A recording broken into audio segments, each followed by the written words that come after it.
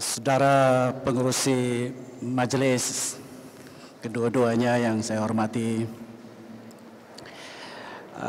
yang berbahagia, yang dikasihi Naib Chancellor Profesor Dato' Asmah Ismail dan pegawai-pegawai, mungkin profesor, doktor-doktor, pensyarah semua ada di sini, juga Puan Hajah Cik Zainab, pengarah DPP Wilayah Tengah Dewan Bahasa dan Pustaka, para pelajar yang ada bersama dalam Dewan ini, saya ucapkan selamat sejahtera, selamat pagi dan salam satu Malaysia.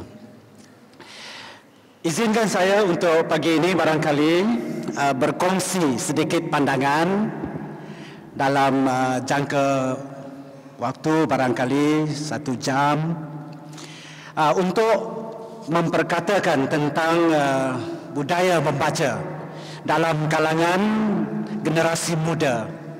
Kertas kerja saya tu saya ikut yang Dewan Bahasa dan Pustaka generasi Y. Tetapi saya tak guna yang tu. Saya pakai yang lain pagi ini.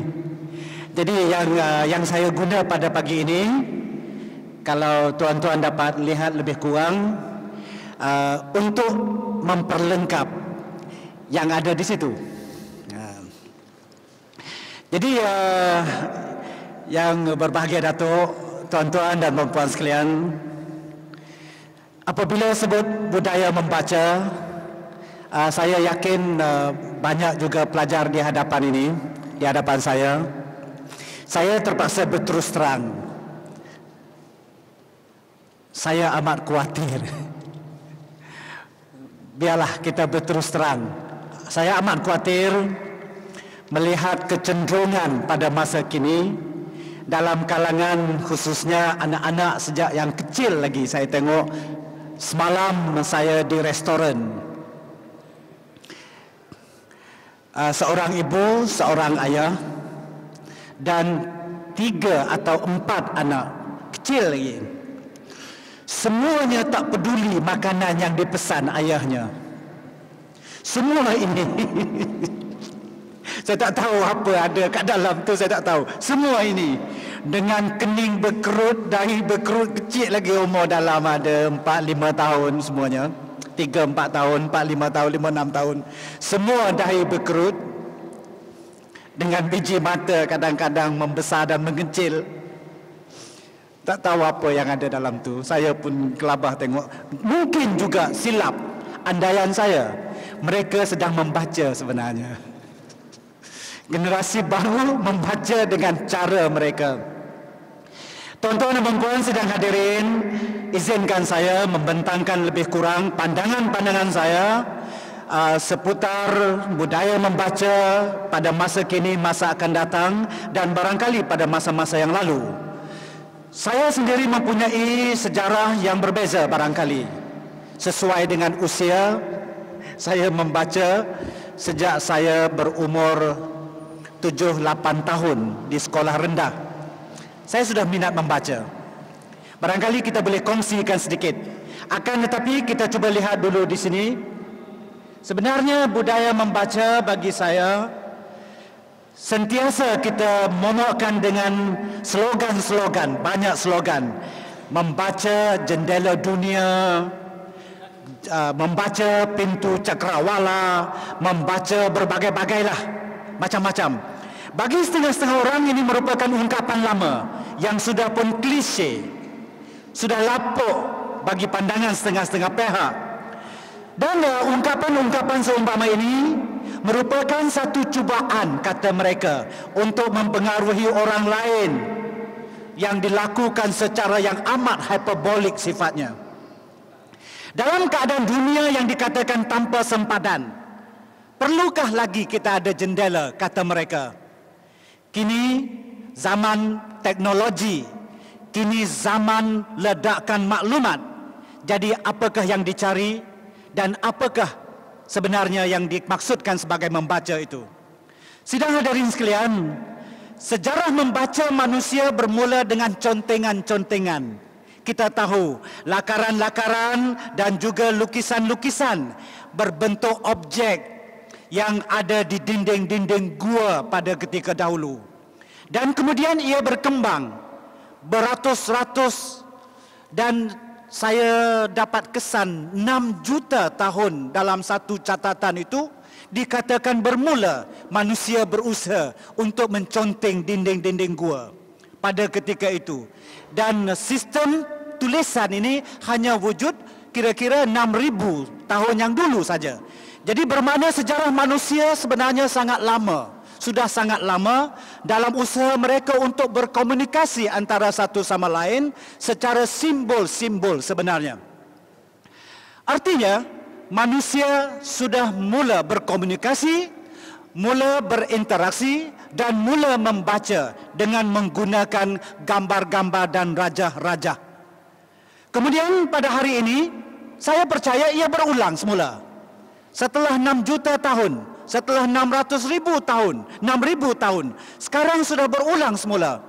Kita balik kepada simbol-simbol lagi sekarang. HTTP / dah tak ada dah. Ayat yang panjang lebar tak ada. Satu hari nanti semua orang akan bercakap dengan kod-kod saja. Percayalah, hari ini pun sudah direngkaskan begitu rupa. Saya baca Facebook murid saya, student saya di UPM. Saya baca, bukan Facebook ini, SMS. SMS untuk memberitahu bahawa dia akan hantar tugasan tetapi lewat sedikit. Saya tak faham sampai akhir. Saya kena pulangkan itu kepada dia, forward balik. Tolong tulis semula, baru saya faham. Jadi kod-kod seperti ini semakin berkembang, semakin berkuasa pada hari ini. Tuan-tuan dan puan, jelaslah bahawa suatu hari nanti kod-kod ini yang akan mula mengambil alih segala bentuk maklumat kita. Suatu hari nanti, mungkin bukan zaman kita. Yang ada kat restoran semalam tu sedang berlatih untuk mempelajari kod-kod tu. Jadi tuan-tuan dan puan sekalian, kita sedang berada di ambang era serba maju sebenarnya. Tetapi semakin ringkas dan semakin kompleks sifatnya. Semakin kompleks sifatnya. Dengan yang demikian, orang selalu bertanya, perlukah lagi ada bahan bacaan? Beberapa tahun yang lepas, kalau tak salah saya 10 tahun yang lepas, lebih kuranglah 10 tahun yang lepas, saya pernah diajukan soalan, perlukah lagi buku apabila dunia internet, buku secara digital ini semakin berkembang diterbitkan? Saya mengatakan bahawa secara nostalgia, saya masih memilih buku. Saya lahir membesar antara buku-buku. Saya kata secara nostalgia, saya memilih buku. Tetapi adakah lagi industri buku? Tuan-tuan dan puan, pada hari ini, jangan lupa di samping ilmu dan buku secara digital yang berkembang luas melalui alam siber ini, buku masih menjadi komoditi penting banyak negara di dunia. Di Eropah, di Amerika Syarikat, di Great Britain, bahkan Jepun, tuan-tuan jangan lupa. Dan terkini saya baca di mana ada dicatat di situ bahawa China sudah menjadi one stop center untuk buku yang dipasarkan di Asia dan di Asia Tenggara. Dan disusuli oleh Thailand. Thailand dengan tenaga kerja yang murah, dengan kertas yang begitu banyak dihasilkan di Thailand. Thailand sudah menjadi pusat percetakan dan penerbitan buku dunia. Dan kalau kita beli buku belek-belek ada dicetak di Thailand. Sampai rupa. Jadi bermakna bahawa di samping secara digital, buku secara konvensionalnya masih menjadi pilihan manusia. Sidang hadirin sekalian, perlukah lagi bahan bacaan? Orang bertanya. Dan adakah lagi selepas ini amalan membaca? Ketika maklumat semuanya berada di hujung jari, jangkakan 10 tahun atau 20 tahun yang akan datang. Hari ini barangkali kita sudah mula berkeliaran dan menerawang di dunia siber. Apakah tidak mungkin dengan terhapusnya amalan membaca, maklumat akan dipindahkan secara ini? Saya khawatir ini, gambar yang di bawah itu. Saya takut satu hari nanti orang bukan saja tak layari internet dan sebagainya, orang pindah dengan cara tu, pindah file dari otak ke otak masuk ya. Saya sangat khawatir dan ini tidak mustahil akan berlaku. Ya, pindahkan file saja, melayang-layang masuk, tak payah baca, tak payah menulis. Jadi sidang hadirin sekalian, marilah kita berbalik kepada sedikit pengalaman saya dan saya selalu menggunakan amalan wartawan untuk bertanya, apa yang dibaca? Mengapa kita membaca? Di mana dan bila? Bagaimana dan siapakah kita? Peranan dan kedudukan kita tak kala kita membaca. Semua ini saya fikir penting. Dan saya perlu dedahkan kepada generasi baru khususnya. Adik-adik pelajar, anak-anak pelajar harus memahami ini. Apa yang dibaca? Mengapa kita membaca? Di mana dan bila? Bagaimana serta siapakah kedudukan dan peranan kita tak kala membaca. Akan saya huraikan di bahagian belakang. Lebih sedekat yang lalu, Perpustakaan Negara mengadakan satu kajian. Mendapati bahawa setiap rakyat Malaysia secara puratanya membaca hanya 2,5 muka surat saja. Buku dalam setahun. Sesuatu yang memanjatkan. Apatah lagi ketika itu kita sedang digerak gempur untuk menjadi negara maju di dunia. Negara maju dikaitkan dengan kadar literasi dan juga pembacaan yang meluas. Jadi 2,5 muka surat setahun amatlah kelakar bunyinya. Apa yang dibaca? Baik, kemudian pada tahun 2012 kajian yang terkini menunjukkan bahawa berlaku peningkatan yang besar. Perpustakaan Negara menjalankan lagi penyelidikan kajian mendapati bahawa puratanya setiap rakyat Malaysia sudah membaca 14 buah buku setahun. Saya syak ini pelajar sekolah yang nilam tu. Mereka membaca beratus-ratus buku setahun. Yang purata itu lari ke orang yang tak membaca tu. Jadi akan tetapi ini memang pertambahan yang sangat drastik. Perangkaan di Perpustakaan Negara dan perpustakaan agensi di bawah Perpustakaan Negara. Kebetulan saya ada sedikit jangkauan kuasa di Perpustakaan Negara Malaysia. Didapati bahawa di mana-mana sambutan kepada perpustakaan dan agensi di bawahnya sangat luar biasa akhir-akhir ini.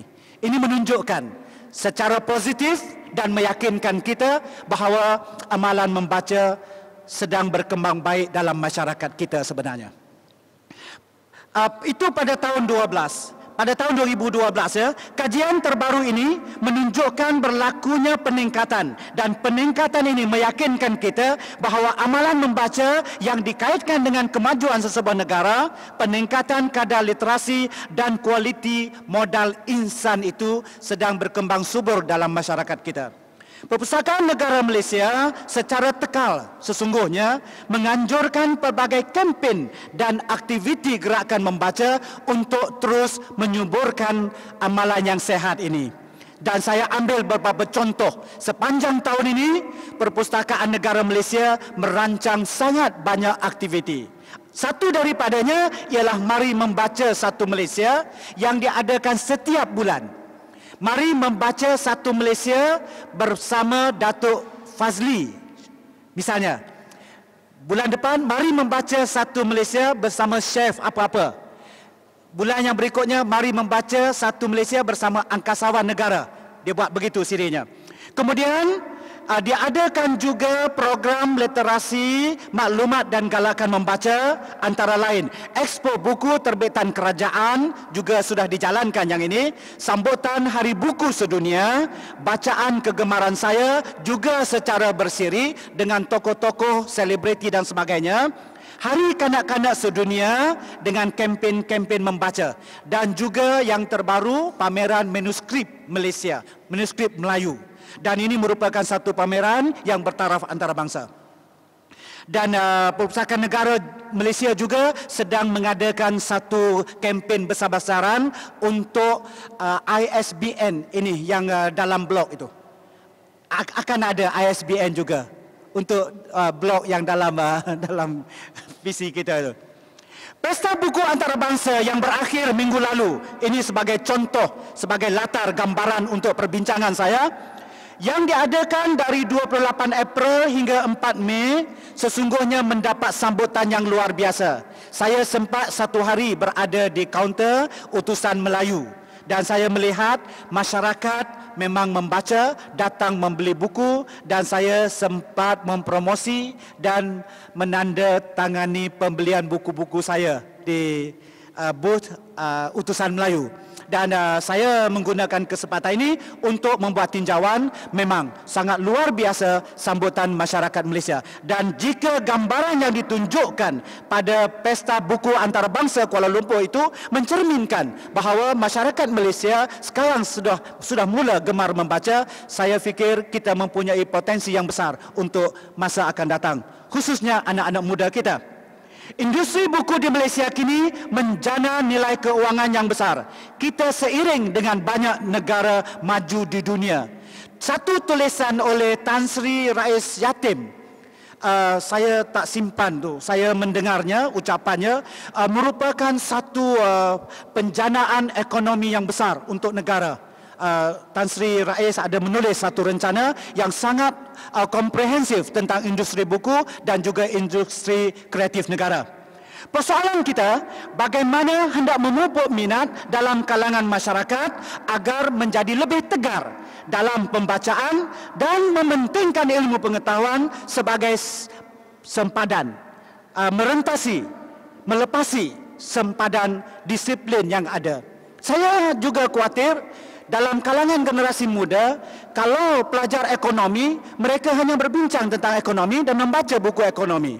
Saya pernah mendengar dalam satu perbualan saya dengan Bahazin, sastrawan negara, mengatakan bahawa di luar negara, universiti-universiti sudah mula memperkenalkan buku-buku sastra seawal semester 1 tahun 1. Pelajar yang mengambil jurusan undang-undang diberikan satu naskah drama. Kadang-kadang drama Shakespeare, buku Shakespeare. Jadi kalau di negara kita barangkali banyak menimbulkan pertelagahan besok. Sekarang ini pun dah banyak dah. Dalam Facebook pun orang belasah bukan-bukan. Macam-macam. Dalam blog lebihlah lagi. Kata-katanya tak tertapis langsung. Jadi pelajar ini belajar ekonomi tetapi membaca novel. Apa kaitan mereka menjadi pengurus besok? Tetapi mengapa membaca buku novel sebagai contoh? Mereka tidak tahu bahawa dalam kuliah itu apa yang dibentangkan dalam novel, apa yang disampaikan dalam novel itu dibincangkan dalam kuliah. Mereka analisis perlakuan manusia, cara berfikir dan cara mereka berinteraksi dengan masyarakat. Pengetahuan ini sangat penting. Untuk melihat dunia sebenar mungkin sukar. Mereka melihatnya dalam karya sastra. Sebagai pengurus, mereka mesti tahu kecenderungan-kecenderungan sosial. Sebagai seorang peguam, pengamal undang-undang, mereka mesti tahu corak dan pola pemikiran manusia.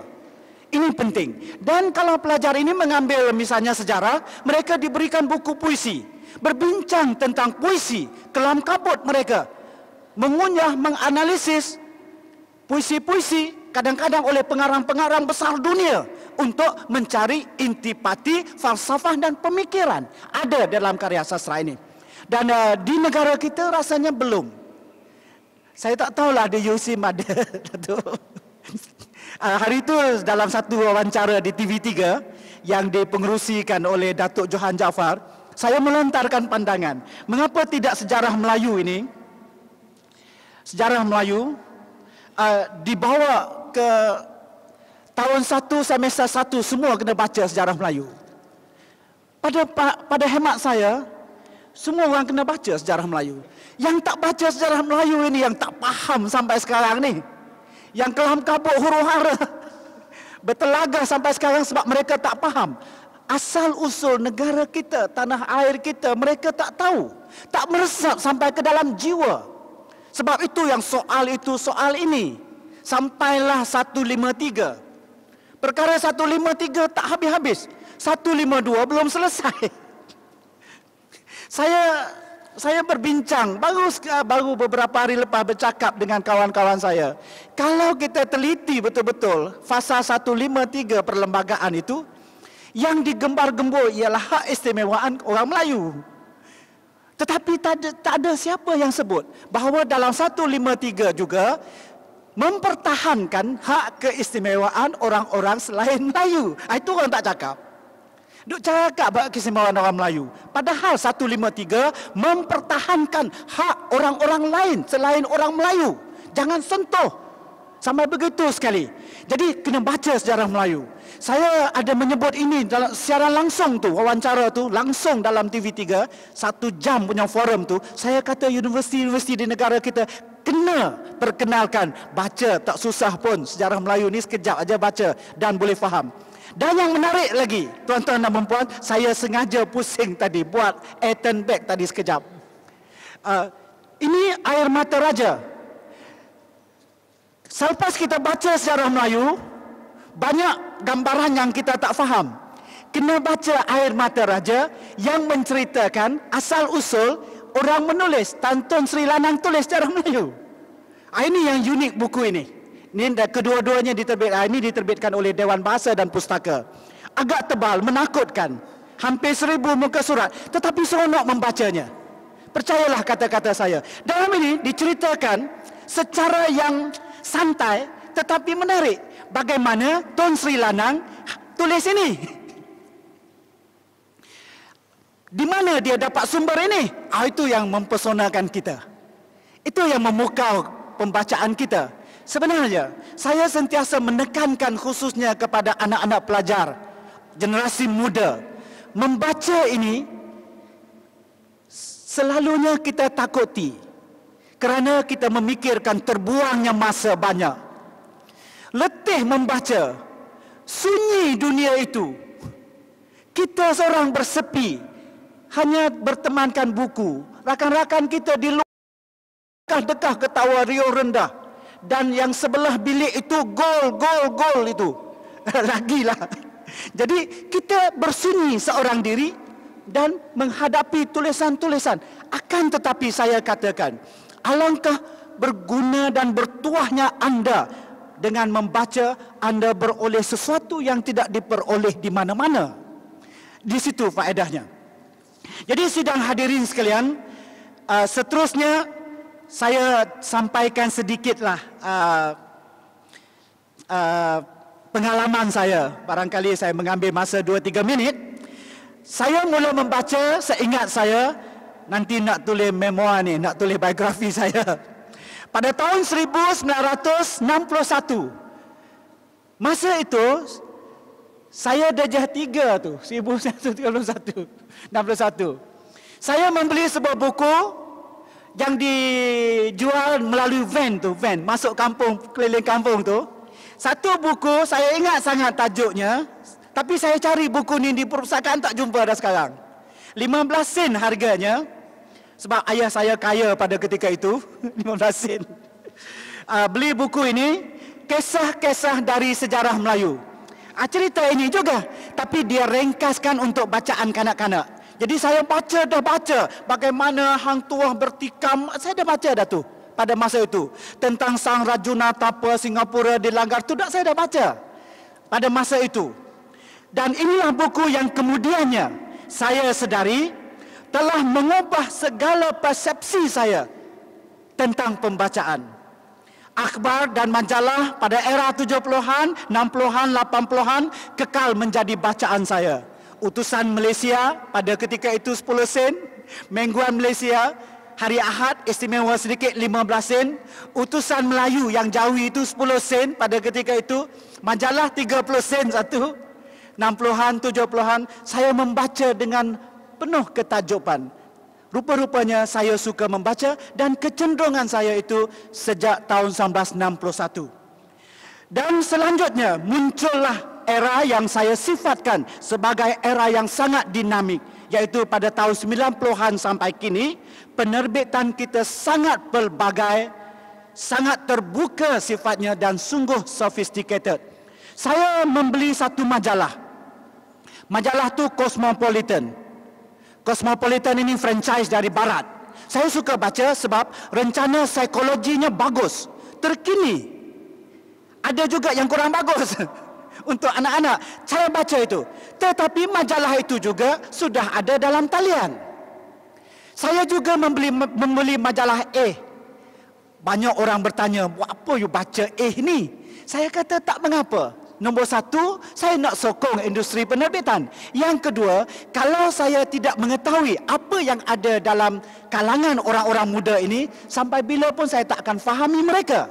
Saya kena faham mereka. Sebab saya juga menulis novel, menghasilkan cerpen yang berwatakkan orang-orang muda.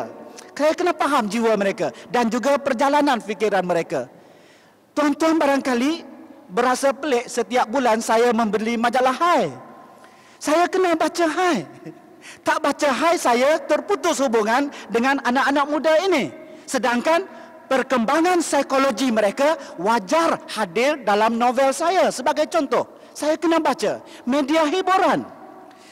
Lupakanlah yang Tasya Sheila tu. Biarlah ke dia dulu. Saya nak baca yang berbagai perkembangan psikologi, pandangan mereka tentang hiburan, tentang filem, tentang muzik dan sebagainya. Itu yang saya fikir lebih penting.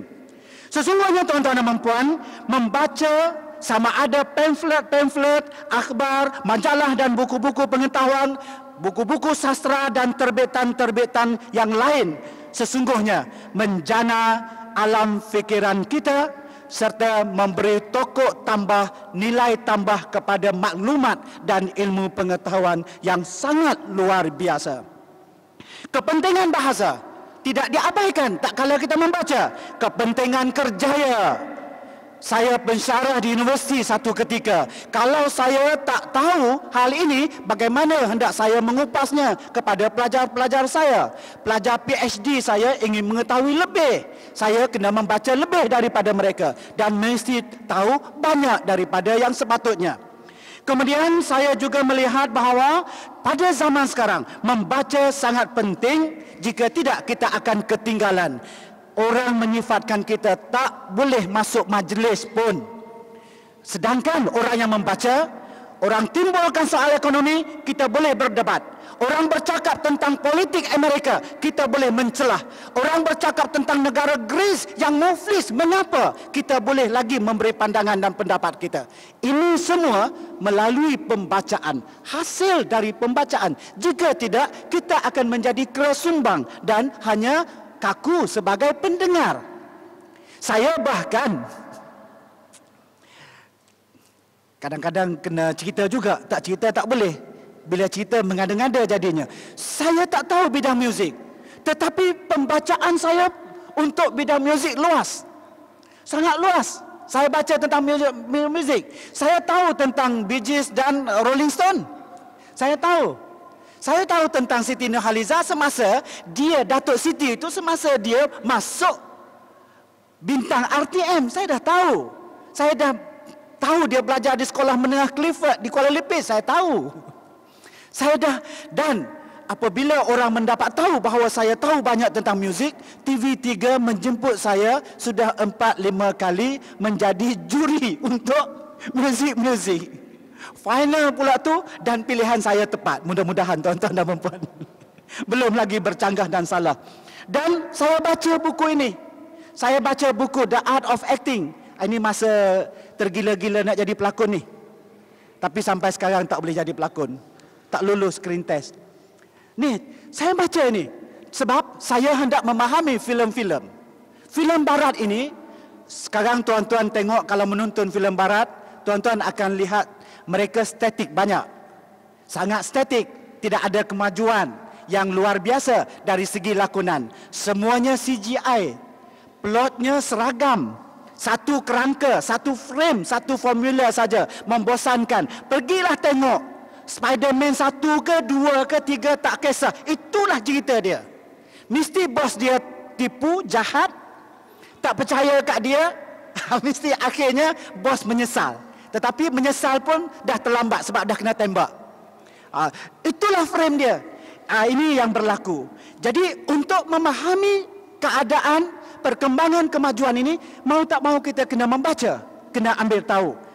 Sidang hadirin sekalian, saya tidak membataskan jenis yang saya baca. Saya membaca sejarah Melayu. Saya membaca ni, saya rasa dalam seminggu baru diterbitkan di Dewan Bahasa dan Pustaka. Saya tahu, saya terus beli ni. Ini berapa ni? RM55. Tak mahal pun. CD lebih kurang ni juga. Kemudian saya juga membaca beberapa buku. Satu hari saya tersilap beli Lautan Gaudi, tuan-tuan dan puan. Saya beli Lautan Gaudi. Apa punya cerita Lautan Gaudi? Tengok nama penulisnya Jepun. Ada dalam kertas kerja saya. Itu ada dalam kertas kerja. Dalam nota yang saya baca kat sini tak adalah. Sebut saja Lautan Gaudi. Saya tersalah beli sebenarnya. Saya tak terpandang buku ini untuk kanak-kanak. Saya beli balik sampai ke rumah. Malam selepas menonton berita, saya buka buku itu. Hari ini tak bawa. Sebab banyak sangat yang nak dibawa, saya pilih beberapa yang penting. Selepas menonton TV, saya banyak membaca ketika itu. Berita habis pukul 9, kadang-kadang pasukan saya dah kalah dah. Manchester United kalah, jadi saya pun tak kisah sangatlah. Saya baca buku. Baca-baca saya kata, apa ni macam ni punya buku? Tengok kat luar, amboi. Novel kanak-kanak. Tapi saya baca juga. Saya baca Lautan Gaudi, nak tahu, lagipun dah terbeli. Saya baca juga. Lepas satu bab, lepas satu bab. Rupa-rupanya, saya baca satu malam itu, habis satu novel, 100 muka surat lebih, menjelang subuh baru selesai. Baru boleh tidur. Seronoknya buku Lautan Gaudi. Lautan Gaudi ini, cerita dia ringkas tentang seekor penyu. Penyu yang besar ni dibawa dari satu lautan, diletakkan dalam satu akuarium. Akuarium itu berada di tingkat ke-100 bangunan. Di tengah-tengah bangunan pencakar langit di Jepun. Satu hari, penyu ini terfikir, alangkah baiknya jika aku dapat kembali ke lautan yang sudah 40 tahun lebih aku tinggalkan. Disitulah bermulanya pengembaraan penyu ini lari balik ke lautan. Tuan-tuan bayangkan, ingin tahu saya itu sangat besar. Bagaimana penyu itu nak lompat keluar dari akuarium? Soalan saya, pengarang ni menipu aku. Apa cara dia nak tipu aku ni? Terfikir saya. Yang kedua, dia nak berjalan keluar, akuarium itu berbayar tahu, untuk melawatnya kena bayar. Saya tak tahu berapa yen lah, kena bayar. Saya bayangkan, penyu itu kena tekan lift. Tekan lift, tingkat 100 ni. Lepas tekan lift, satu hal nak suruh siapa tekan. Bahasa apa dia pakai. Pengarang kreatif pun kadang-kadang tak bolehlah terlalu bebas berbohong pada orang sampai boleh bercakap Jepun pula penyu tu. Lepas tekan lift, dia turun sampai bawah. Dia kena berjalan dan ikut lebuh raya tu nak pergi ke laut. Saya terfikir macam mana cara benda ni nak pergi ke laut. Itu menyebabkan saya baca sampai habis. Dan kalau tuan-tuan dapat cari Lautan Gaudi di Dewan Bahasa, belilah RM6 saja. Tuan-tuan akan beroleh kepuasan mendengar cerita orang Jepun tu tipu kita. Satu malam memang menyeronokkan. Akhirnya penyu itu sampai di lautan. Betul dia sampai di lautan. Helah cara dia, tuan-tuan kena bacalah sendiri. Sangat mempesona. Dan buku itu buku kanak-kanak. Dan saya percaya akan dibaca, digilai oleh kanak-kanak juga. Dan buku ini juga dijadikan khazanah oleh UNESCO. Satu pertubuhan di bawah agensi, di bawah bangsa-bangsa bersatu. Baiklah, saya pergi laju sedikit. Saya juga membaca buku asing selain buku tempatan. Ketika novel Laskar Pelangi diterbitkan hari pertama, kawan saya berada di Jakarta. Dia terus membeli buku tu dan dia terbang ke Malaysia. Saya membaca, barangkali orang terawal di Malaysia yang membaca Laskar Pelangi. Laskar Pelangi satu novel yang menyeronokkan. Laskar Pelangi oleh Andrea Herata ini kemudiannya difilmkan. Semasa diterbitkan menjadi fenomena yang luar biasa di Indonesia. Orang membaca bagai nak rak Laskar Pelangi. Memang menyeronokkan membaca. Dan Andrea Herata menghasilkan 7-8 novel selepas Laskar Pelangi. Dan terbaru saya membaca Padang Bulan, juga oleh pengarang yang sama. Seronok. Saudara-saudari, cari buku yang bertajuk Padang Bulan. Baca, percayalah kata-kata saya, seronok melihat bagaimana hero dia yang jatuh cinta kepada Mei Ling dalam Laskar Pelangi, sekarang sudah dewasa, pergi tengok, jumpa Mei Ling sudah bersama seorang lelaki. Bayangkan kecewa, hancur remuk redam perasaannya, dan berbagai-bagai cara dia lakukan untuk memenangi hati Mei Ling semula. Tetapi semua itu salah faham, dan dia berakhir dengan hampir terjerut leher dan mati tergantung. Semua yang dilakukan itu semuanya kerana salah faham. Akhirnya pemuda yang kaca itu bukan kekasih kepada Mei Ling, jauh sekali dari suaminya. Nak tahu isi cerita, bacalah. Sangat menarik buku itu. Sidang hadirin sekalian, dunia pembacaan saya sangat berbagai.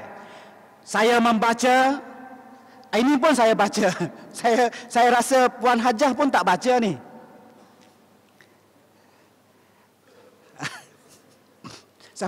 Siapa nak belajar bersolek nanti pinjam dengan saya. Perpustakaan di sini saya tak tahu ada ke tak ada. Seronok baca buku ni. Kita nak tengok macam mana wanita nak cantik kan.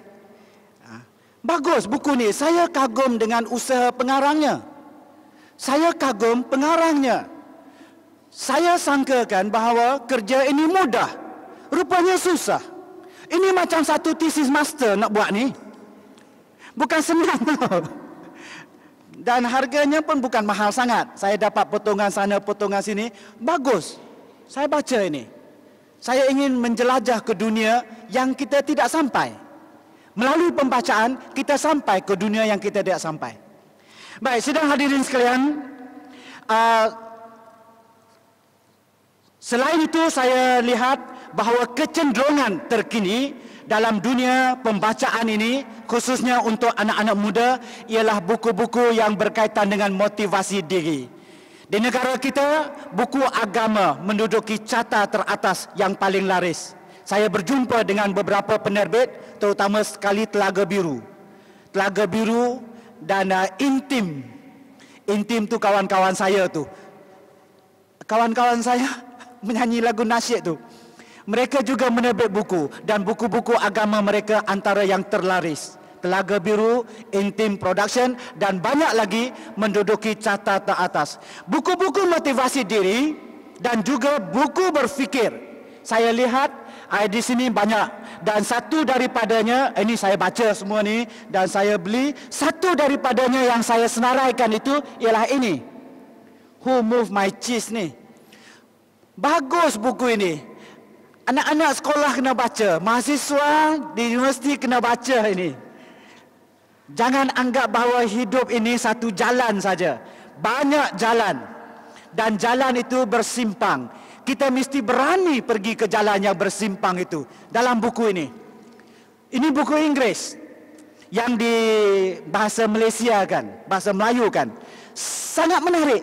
Anda baca tak lama pun. Ilmunya sangat luar biasa. Tak tercarikan di mana-mana. Asalnya buku ini ialah untuk usahawan-usahawan di Amerika.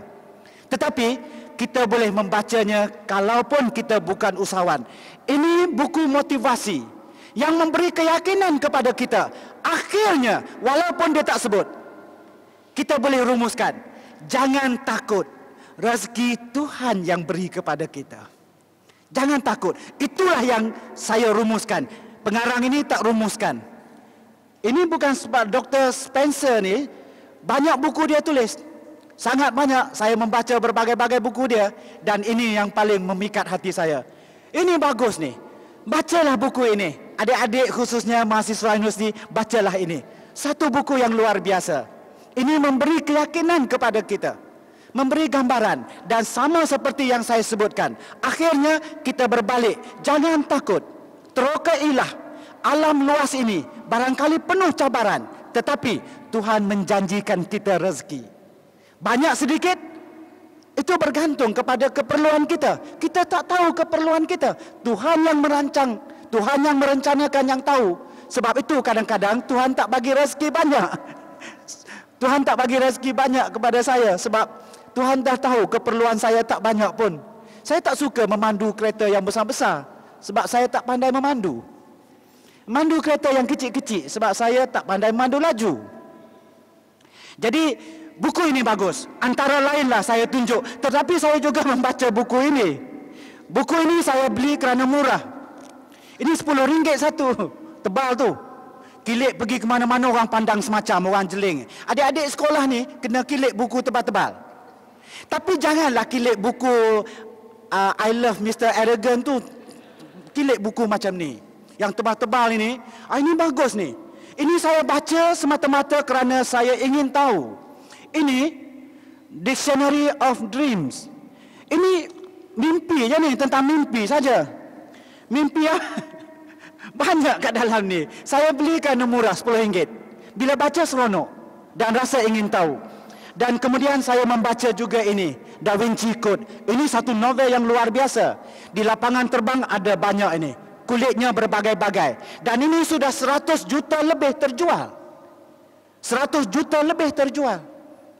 Kalau berjuta-juta, saya terbacalah yang terkini untuk makluman adik-adik generasi muda ini. Yang Harry Potter itu sudah lebih 1 bilion ya terjual.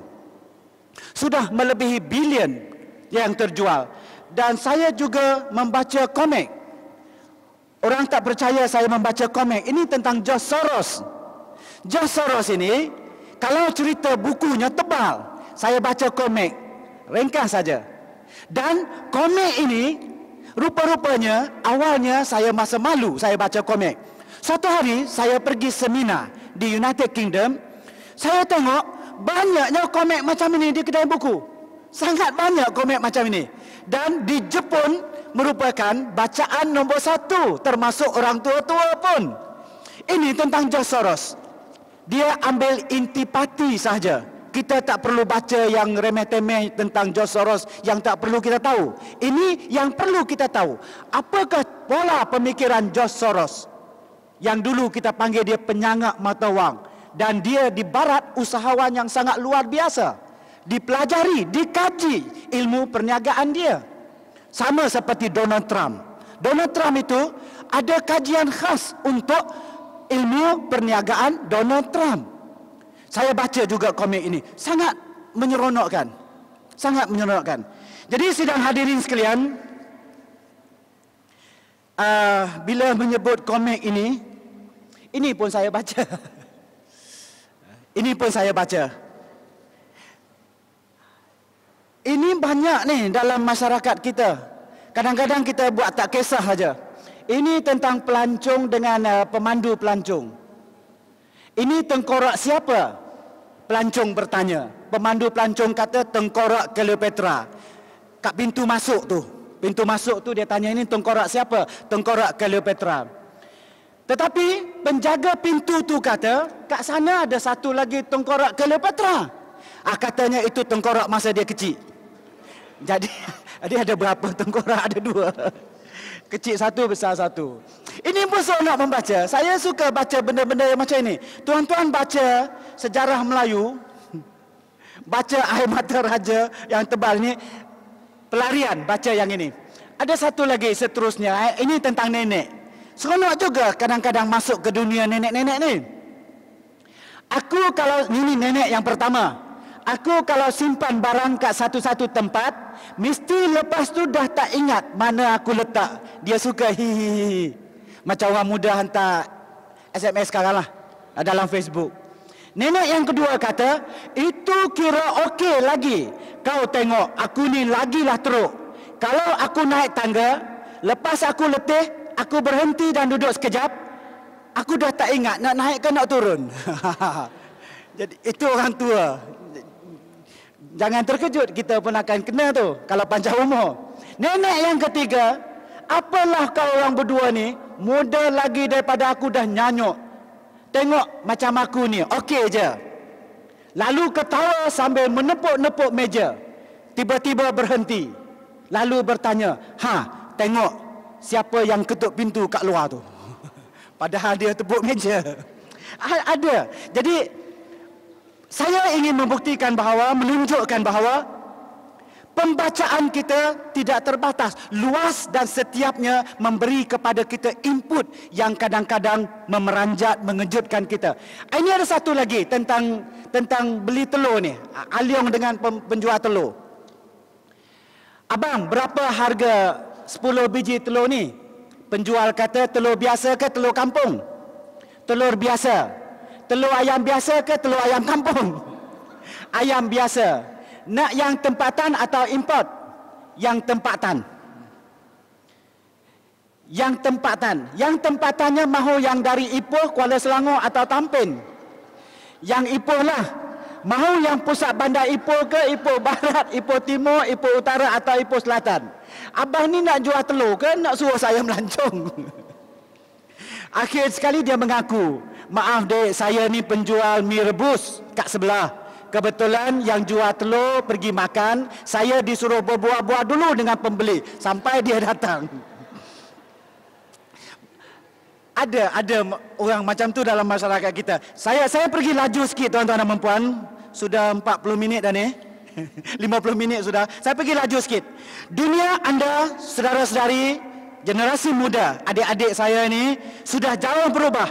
Dengan segala kemajuan sains dan teknologi yang dicapai, anda tidak lagi perlu menunggu van masuk kampung macam saya untuk membeli buku. Komputer riba, laptop, iPad dan sebagainya, semua bentuk peranti yang pintar, paling canggih di dunia ada dalam genggaman anda hari ini. Perpustakaan di seluruh dunia juga terletak di hujung jari anda. Kecanggihan terkini, inovasi masa hadapan dan dunia spekulasi zaman yang akan datang sebenarnya juga milik anda sekarang. Jangan risau. Pembacaan pada zaman anda merupakan adonan konvensional dan non-konvensional serba pantas. Bahan bacaan anda atas talian, buku digital di alam siber ini didatangkan cepat, berubah-ubah hampir setiap saat. Sesuatu yang saya ketahui pagi tadi sudah basi menjelang tengah hari ini. Anak-anak faham ini. Maklumat pagi tadi sudah ditokok tambah ada maklumat terbaru tengah hari ini. Dunia anda lebih pantas kerana anda menjelajahnya di hujung jari. Bidangnya tak terhitungkan, sebutlah apa saja keperluan, pasti terpenuhkan. Cara persembahannya paling menarik, hingga 3-4 dimensi.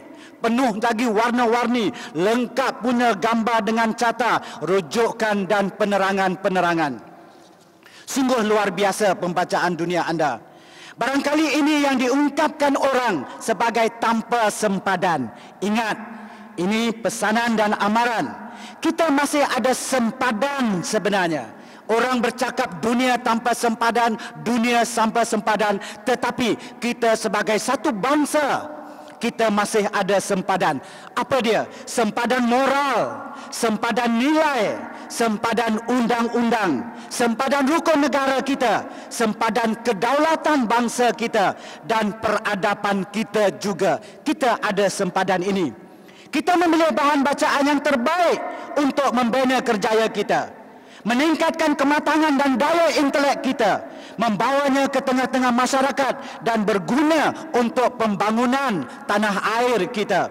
Maklumat dan ilmu yang kita cari itu melalui pembacaan mencetuskan ketamadunan baharu kita dalam konteks memainkan peranan dan memberikan sumbangan sebagai warga negara yang baik dan berjasa.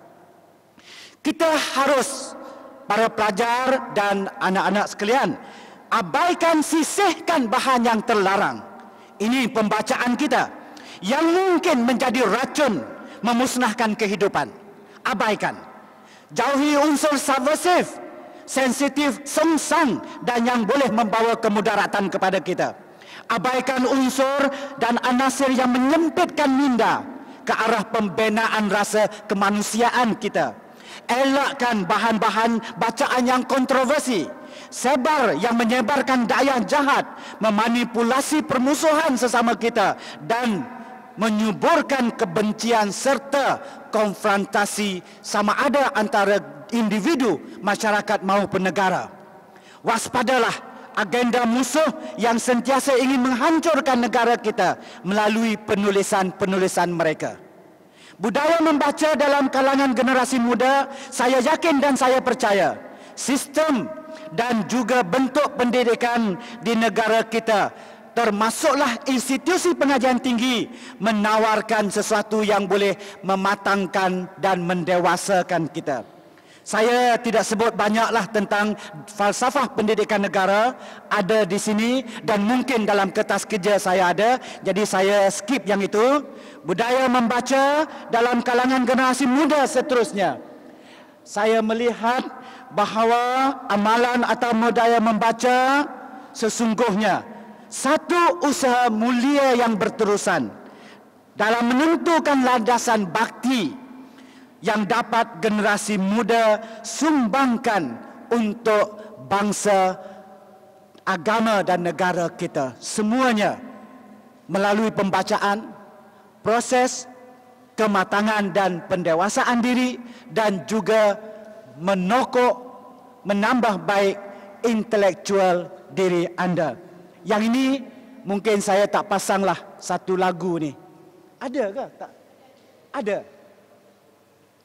Saya nak suruh tuan-tuan puan-puan berehat. Jadi saya masuk studio malam tadi.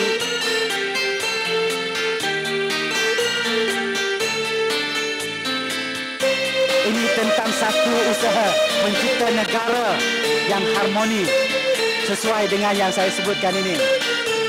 Taman Insani. Suara saya tu.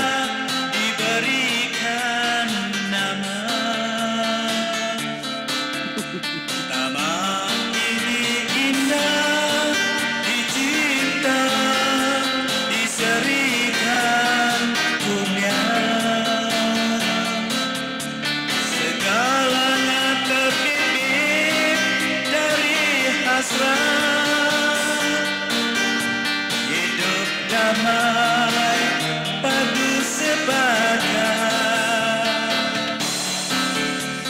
asyik serta pesona jadi janji,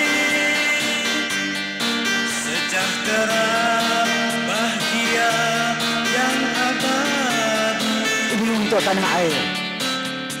Ini sebuah taman dicipta di taburan bunga.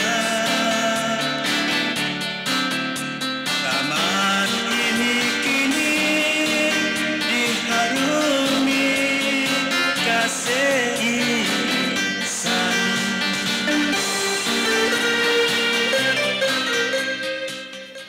Lagu. Saya juga suka menyanyi. Tapi itulah suara terbaik yang sempat keluar. Tak lebih daripada itu dah. Saya sebenarnya suka mencuba. Tuan-tuan tidak tahu, barangkali saya melukis. Saya suka melukis. Saya nak berlakon, tak lulus. Tapi akhirnya, orang kesian kat saya, dia suruh saya mengarah. Boleh pula mengarah. Saya pernah mengarahkan satu pementasan Puteri Sakdong. 1 jam setengah. Satu tarian tanpa henti. Menari tak pandai. Suruh orang menari boleh. Menari tak betul saya marah. Sebab itu kerja pengarah kena marah kan. Jadi sebenarnya tuan-tuan dan puan, selain membaca, kita lakukan apa yang kita suka lakukan. Asalkan balik kepada kerangka tadi, jangan menyusahkan orang, jangan memudaratkan masyarakat, jangan membahayakan negara. Seterusnya, saya pergi ke Kamus Dewan ini. Ini saya tak akan baca juga. Saya anjakkan sikit sebab saya ada 10 ke 15 minit lagi saya nak habiskan ini. Ada sesuatu yang penting untuk anak-anak muda. Yang Kamus Dewan saya tak baca. yang kemahiran berfikir kritis anak-anak tahu di sekolah. Guru-guru sekarang giat membaca, mengajar tentang pemikiran kreatif dan kritis. Dan seterusnya saya ada menyebut sedikit sini amalan sewaktu kita membaca. Okey, terima kasih banyak yang berbahagia Datuk. Ya. Saya ada 15 minit lagi, saya akan berhenti juga. Terima kasih banyak Datuk. Terima kasih juga atas kesudian mengundang. Ada 5 sikap membaca yang penting. Saya sebutkan di situ. Satu ialah sikap sabar. Sewaktu membaca kita sabar. Saya fikir ada dalam kertas kerja saya. Sabar, teliti, tekun, gigih dan bersungguh-sungguh. 5 sikap yang sewajarnya ada pada diri kita sewaktu membaca. Dan seterusnya, budaya membaca dalam kalangan generasi muda. Tolong naikkan PowerPoint ni. Mengapa terhenti di situ? Membaca mempertingkat intelek. Lagi. Tak dengar. Yang sikap membaca. Yang seterusnya ialah membaca dalam kalangan generasi muda. Ini yang sikap sabar, teliti, tekun. Sabar, teliti, tekun. Seterusnya ialah gigih dan bersungguh-sungguh. Gigih dan bersungguh-sungguh. Ini penting untuk dijadikan panduan. Mungkin satu sikap itu boleh digabungkan dengan sikap lain tak kala kita membaca. Misalnya, teliti itu kalau kita berhadapan dengan buku-buku akademik, kita harus teliti dan bersungguh-sungguh. Di situ ada gabungan. Saya percaya tuan-tuan membaca buku agama. Buku agama juga harus teliti membacanya. Saya percaya. Dan saya ada satu buku ni, dah tak bawa di sini. Saya baca sangat menarik. Mungkin tuan-tuan ada membaca buku ini oleh Karen Armstrong, The History of God. Ada diterjemahkan ke bahasa Melayu, Sejarah Tuhan. Saya baca buku itu, satu buku yang sangat bagus. Dan saya membaca dalam satu terbitan majalah terbitan Amerika. Karen Armstrong ini dianugerahkan oleh satu pertubuhan Islam kerana ketelitian dia semasa dia menghuraikan bahagian agama Islam. Dia teliti. Jadi buku itu sangat bagus. Saya pun baca buku itu. Kemudian seterusnya saya mencadangkan 7 perkara yang perlu diambil perhatian setiap kali anda membaca. Yang pertama, keselektifan. Saya memang menyuruh membaca. Saya mencadangkan, saya menyarankan bacalah apa-apa saja, tetapi kita juga harus selektif. Artinya, kalau bahan bacaan itu sekadar untuk tahu ataupun santai, kita baca sepintas lalu. Kalau buku ini serius dan memerlukan penelitian yang mendalam, misalnya saya baca ini sepintas lalu, saudara-saudari pun akan baca sepintas lalu dan menanda bahagian-bahagian yang penting itu dengan mengulang baca berkali-kali. Tetapi setengah-setengah bahan kita harus baca secara serius. Sejarah Melayu mesti baca dengan tekun untuk tahu segenap langkah peristiwa kejadian yang berlaku. Dan seterusnya saya menganjurkan keefektifan. Efektif, iaitu berkesan atau tidak bahan pembacaan itu.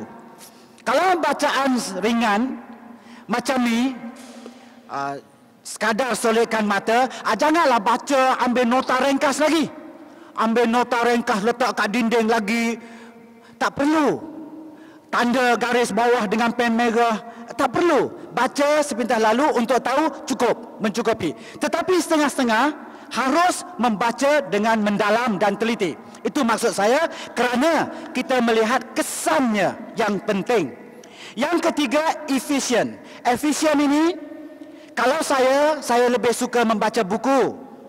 Anda yang muda barangkali terus melayari internet. Ada buku secara digital. Sekarang ini orang menghasilkan novel dalam sekeping CD saja.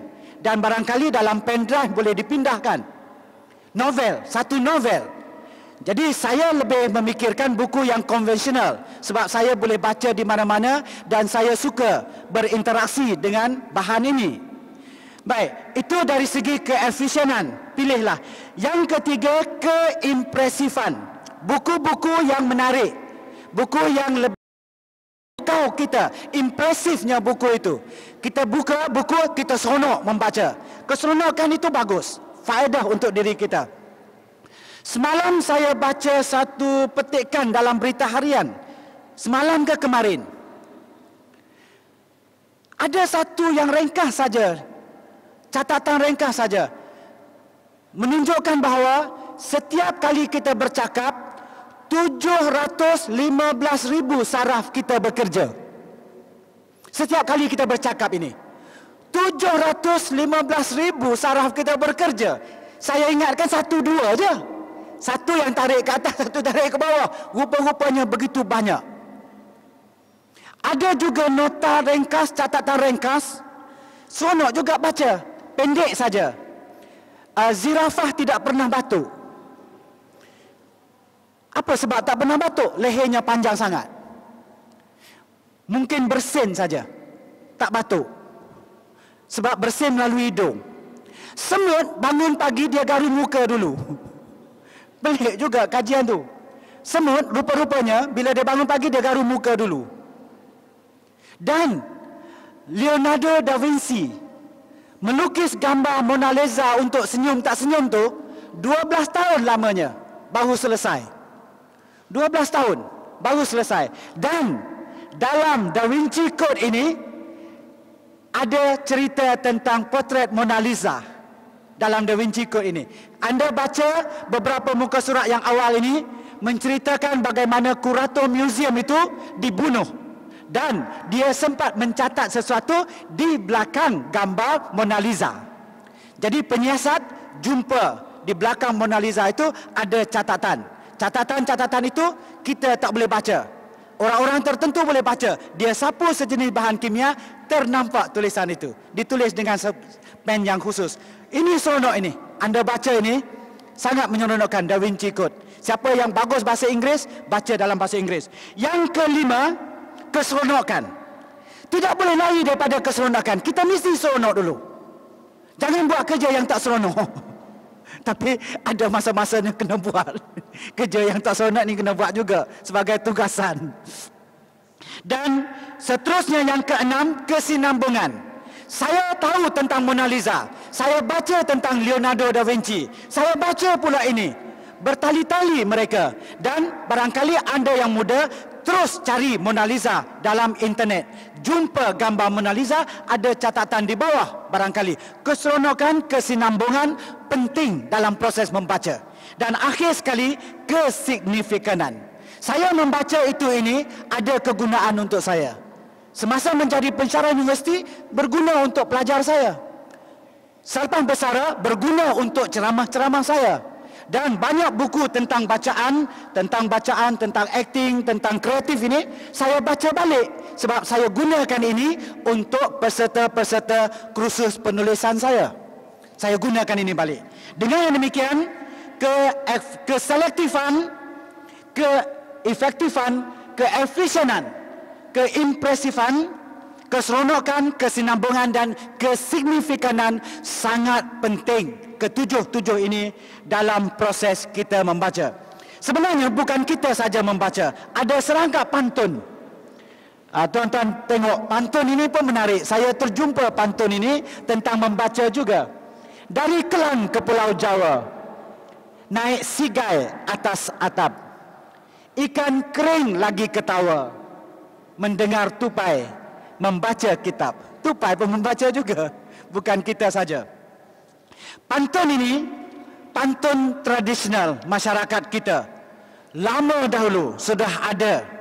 dan dibacakan orang di mana-mana. Ini pantun sindiran, menyindir orang yang tidak tahu melakukan sesuatu tetapi mengaku tahu, hanya akan menjadi bahan tertawaan. Itu maksudnya. Saudara-saudari sekalian, sebagai kesimpulan dan penutup, saya sekali lagi ingin menekankan keyakinan saya, selagi wujudnya ketamadunan manusia dan peradaban, pembacaan, amalan membaca perlu kita lestarikan, perlu kita teruskan dan perkasakan. Membaca biarlah menjadi amalan hidup kita di mana-mana kita berada, dan untuk tujuan-tujuan apa saja yang hanya kita ketahui. Namun kita juga perlu bersedia bahawa akan ada perubahan. Antaranya yang saya sebut tadi, bacaan-bacaan secara digital, secara atas talian, dan masa akan datang kita tidak tahu bagaimana rupa bentuknya lagi. Jika awalnya saya orang menggunakan gambar dan rajah untuk menerang dan menyampaikan maklumat, dan pembacaan berlaku dalam ruang yang lebih terikat, perubahan dan anjakan ini telah berlaku sehingga tradisi tulisan dan penulisan mengubah secara totalnya sejarah kehidupan manusia. Membaca sumber ilmu dan kepuasan diri, juga ketenangan. Ada orang resah, dia membaca, dia tenang. Ada juga mungkin Anda akan jauh dari kemeriahan dan hiruk pikuk di luar, tetapi percayalah, minda Anda akan sentiasa terisi. Pengalaman akan menjadi sangat berharga. Dunia Anda lebih luas. Membaca menawarkan pengetahuan dan kebijaksanaan sekaligus. Kebestarian dan kebitaraan, kata orang. Bayangkan sebuah buku yang 300 atau 400 halamannya tersimpan dan terperosok, sekarang ada di dalam fikiran kita. Saya pernah diajukan soalan. Orang muda bertanya kepada saya, tak takut gila ke baca banyak-banyak? Saya dah baca dalam satu kajian. Satu kajian menunjukkan bahawa otak kita ni 3 hingga 6% saja pakai. 3 hingga 6% saja kita pakai otak kita. Banyak yang kita tak pakai, membazir begitu saja. Yang kedua, banyak orang yang berjasa, yang hidup lama, negarawan-negarawan yang besar dan terkenal. Contohnya Tun Dr. Mahathir, orang yang sangat kuat membaca. Dia seorang yang kuat membaca. Dalam satu temu bual, orang bertanya mengapa Tun membaca? Kerana dia nak jaga daya ingatan dia. Dengan membaca, daya ingatan seseorang akan menjadi lebih kuat. Dulu saya membaca tentang Clinton. Clinton ini, dia membaca lebih 20 akhbar suatu pagi. Dia boleh membaca pantas. Ada kalangan kita di perpustakaan ini yang tahu teknik. Saya tak tahu teknik membaca pantas ni. Clinton membaca pantas lebih dari 20 akhbar satu pagi. Dia baca secara bersilang, dia tahu apakah berita yang disiarkan. Petangnya, dia boleh menjawab pertanyaan-pertanyaan oleh wartawan. Begitu luar biasa. Dan ada orang-orang yang menguasai ilmu membaca yang seperti ini. Membaca menjadikan manfaat, menjanjikan manfaat yang tidak terkira. Dari sekecil-kecil pamflet pelancongan sehinggalah kitab-kitab agama sesuai dengan cita rasa dan apa saja yang dihajati oleh pembaca. Cubalah kita kumpul, jadikan koleksi, membaca dan menyimpannya.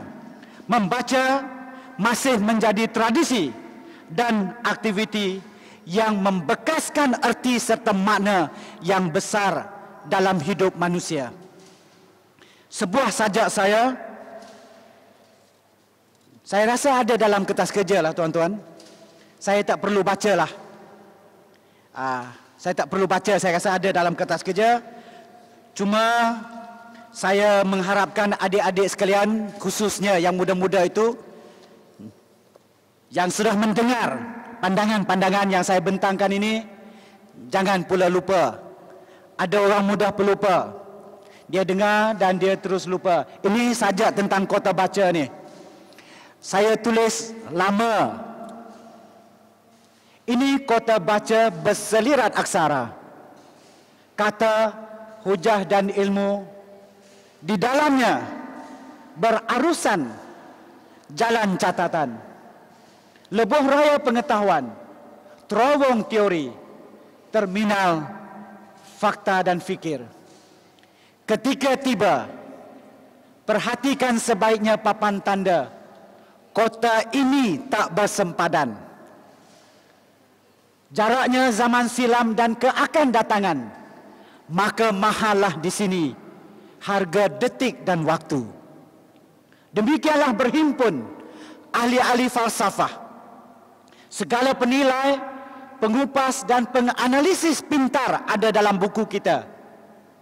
Tukang pencanai imajinasi, para penggubah emosi, mencurahkan keringat dan peluh pekat. Masuklah ke dunia pembacaan ini tanpa curiga, apatah was-was atau bersyak-wasangka. Masuklah ke dunia buku. Kira mungkin, bersamalah kau ke pelabuhan yakin, menurunkan kontena pencarian. Punggahlah juga kargo penemuan dari pesawat yang mendarat. Tamadun manusia itu besar. Sejarah peradaban juga amat saujana. Horizon minda manusia ini tak terjangkau, sangat luas ufuknya. Di Kota Baca, bersantailah di resort pengalaman. Serba menakjubkan berlama jugalah di hotel-hotel pesona. Itu cinta tertua manusia. Sesekali berlega di ruang pamer khazanah segala alam ini. Akrabi arti dan makna kehidupan. Perlengkap pencarian diri. Bersyukur atas segala kurnia ilahi. Selamat datang ke kota kebijaksanaan.